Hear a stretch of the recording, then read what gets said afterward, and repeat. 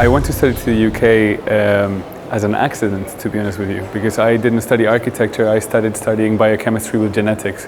I started studying and I realized that my passion was architecture, not biochemistry. There's two factors in ALA. ALA is very international. We have around 16 nationalities within ALA, and I think we have pretty much someone from every continent. So that already brings a diversity. For us, it's very important to understand the capability that each country has from the point of view of the construction industry. It's not the same to work in Thailand that working in the UK, because in Thailand, for example, the workmanship and the hand labor can be quite high in terms of the quality, and it's relatively cheap. While in Europe, we're finding that it's the opposite. Actually, having people doing manual work is extremely expensive, and many times they're not trained anymore. People don't train as carpenters. People don't train creating, complex objects in ceramics. We try to adapt ourselves to the countries that we're working on, because otherwise we're not really reacting to a real issue, which is when we design a project, we want it to get built, and we want it to get built as best as possible. So it's very important for us to understand not only the culture, but also the vernacular architecture that they have in those countries, and ultimately where is the construction industry or any other industry that we can use to create one of the buildings. We don't have a strict work methodology.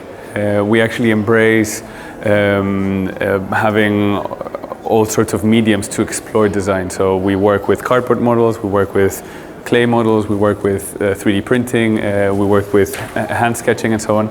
I think it's important to be flexible, because we feed from the energy of the people that compose ALA, if you want. The only thing that we're strict with is, the creativity comes, if you want, in architecture, always confined by technical knowledge. So usually the people that work at ALA have a relatively high level of technical knowledge, either from a software point of view or from a construction and material point of view. I'm a very big fan of Portuguese architecture. I think Portuguese architecture is definitely one of the best architecture schools, if you want, that we have nowadays. I've personally learned a lot from how the Portuguese project. I think there's a subtlety of the use of materials, the use of light, and the use of the resources that you have in the country that it's admirable. I think the way that is different from what we're used to at ALA is that perhaps Portuguese architecture is more restrictive with the tools that they use. And we look always towards the opportunity of using new tools if it helps us achieve the intent that we want with our design.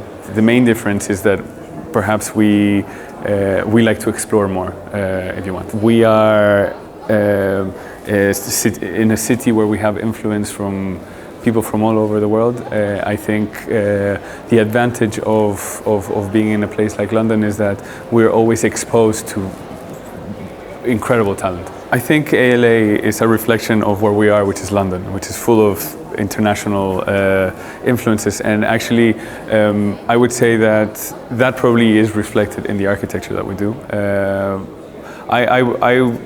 I don't think that there is a particular movement in the UK which is specific to or different to what's happening perhaps in Europe. I think architecture is becoming in general globalized.